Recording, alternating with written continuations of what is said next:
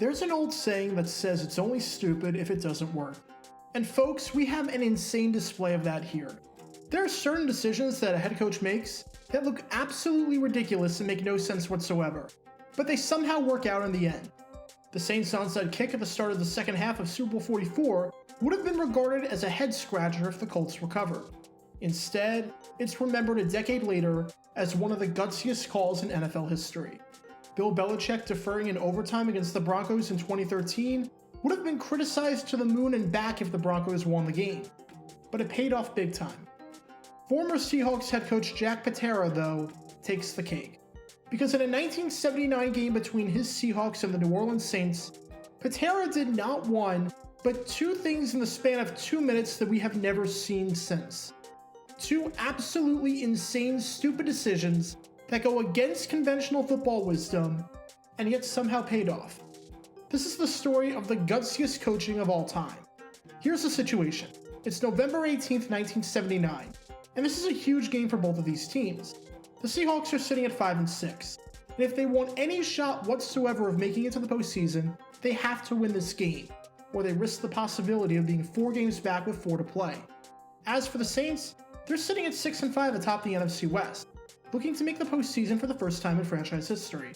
They're 1 game atop the Los Angeles Rams, so a win here for both of these teams would be absolutely critical. As for this game, this was a real back and forth affair. The Saints jumped out to a 7-0 lead, which was followed by the Seahawks scoring 17 unanswered. After the Seahawks led 24-14 at the half, the Saints scored 10 unanswered to make it 24-all.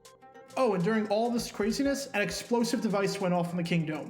No, I am not making that up. Take a listen for yourself. And that set up the next play then on 1st and 10 where Tony Galbraith threw a 48-yard pass to Chandler. Which was his second. An explosive device just went off on the sidelines to the right of the New Orleans bench. And that shook everybody up on the New Orleans side. You're looking, there it is. Whatever that was, it's about as funny as a broken leg. After the Saints tied it up, Seattle marched down the field on a drive that culminated in a 35-yard touchdown pass to Steve Largent. The Seahawks now led 31-24 with 6:16 left in the game. Before explaining what happens next, it's important to note that Jack Patera was a bit of a gambler. Earlier in the game, he lined up for a field goal on 4th and 1, but had Jim Zorn run it himself for a first down. In a Monday Night Football game earlier in the season against the Atlanta Falcons, he called a surprise onside kick in the second quarter and got it. No, the Falcons didn't recover it, but at least with this Falcons team, it wasn't because they didn't know the rules. And then on the same drive, they called this incredible fake field goal.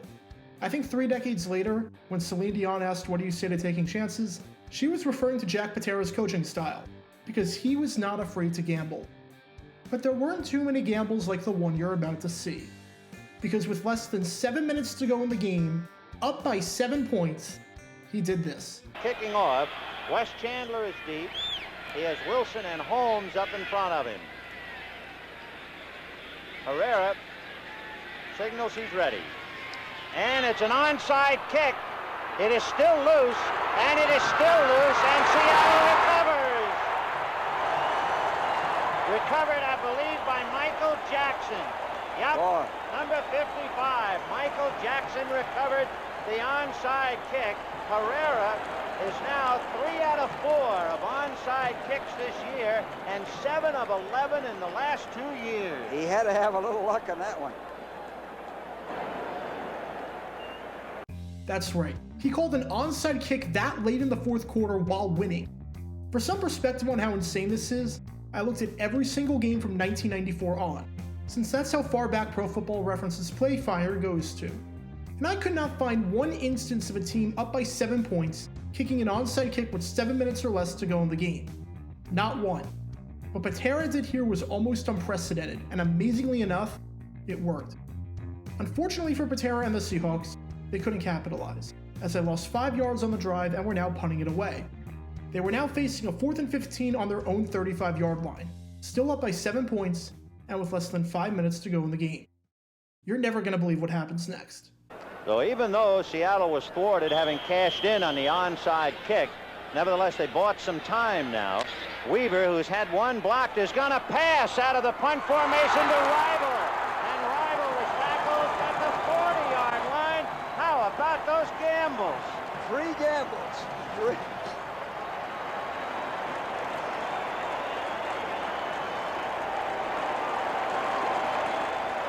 Herman Weaver is 3 for 3 this year in passing out of punt formation. Boy, oh boy, look at that. Look at that. Wide open. And Steve Reibel, who had been injured on the onside kick, is finally brought down by Schwartz.